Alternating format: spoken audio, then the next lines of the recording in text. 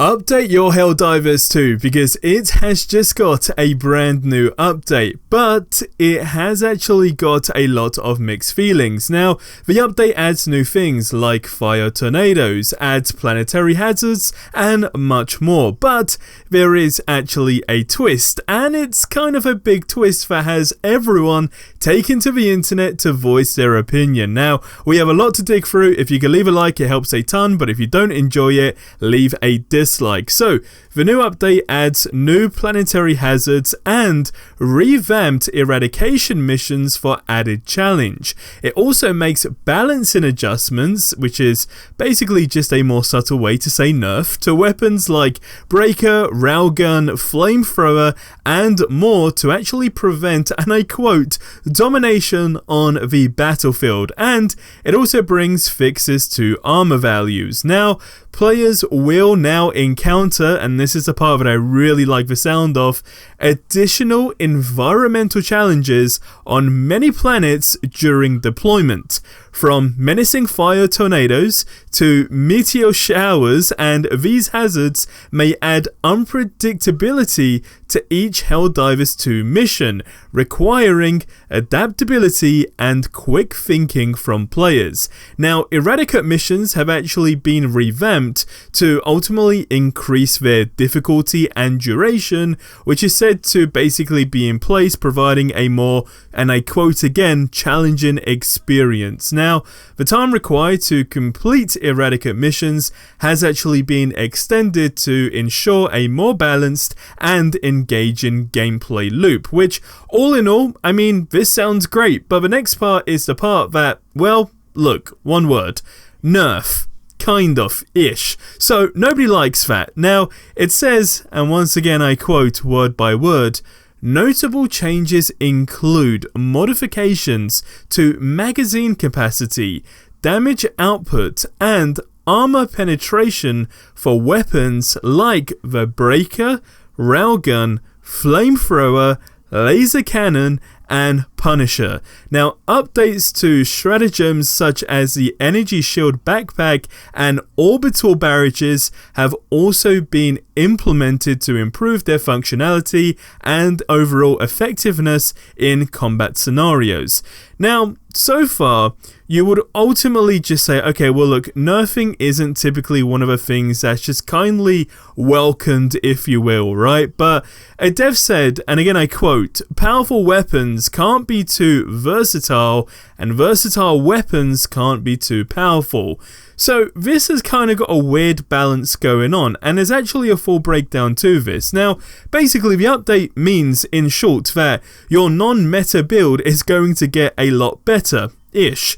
Now, additionally, before I get into these numbers, numerous fixes have been applied to address issues related to armor rating values, environmental hazards, anti-analyzing toggles, and lighting inconsistencies across different planets.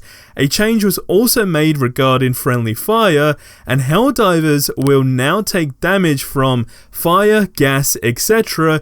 generated by other players. Additionally, a fix was implemented for the camera, which no longer locks onto the player's own corpse, thereby unblocking spectator mode. And if you want to see the full patch notes, I've actually left them in the description for you to go ahead and read. But circling back to the quote-unquote balancing section, the exact numbers in terms of what weapons basically do what now are as follows. And also, just a quick side note, someone has already done a test which I'll show you in just a second. But as far as the numbers and the breakdown goes, this is what it says.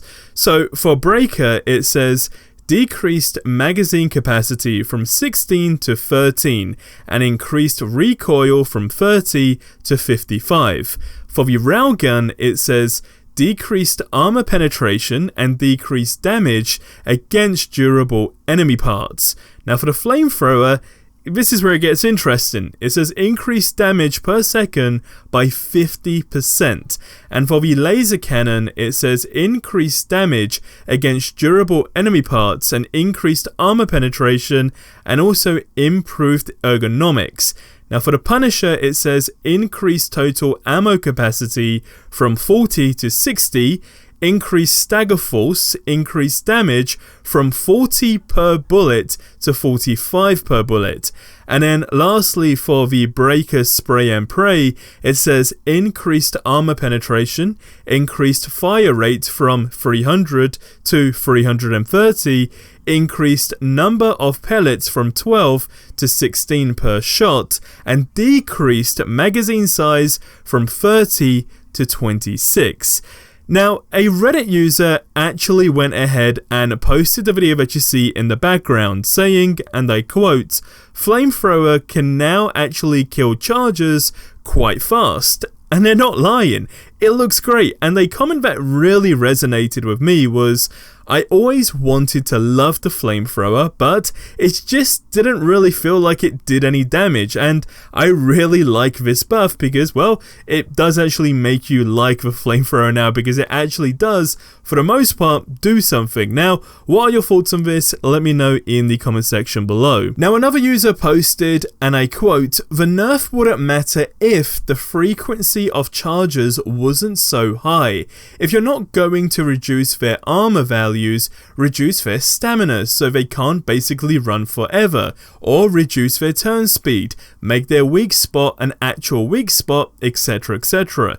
The only way the nerf makes sense is that it would basically be to reduce the sheer spam of them on higher difficulties, except we got none of that."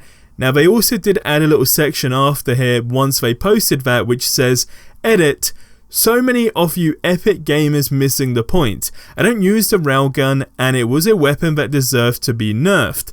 The issue is there are limited viable weapons in the game right now to deal with the sheer amount of charges in particular that spawn. The gameplay literally resolves around fighting and combating them at higher difficulties, with every other enemy type being reduced to a minor inconvenience that serves only to slow you down enough to get you killed by one of the 4 chargers chasing you.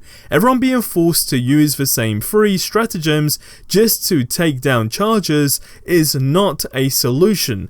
You are simply offering a single replacement meta for the railgun/shield combo, basically just saying that's the point."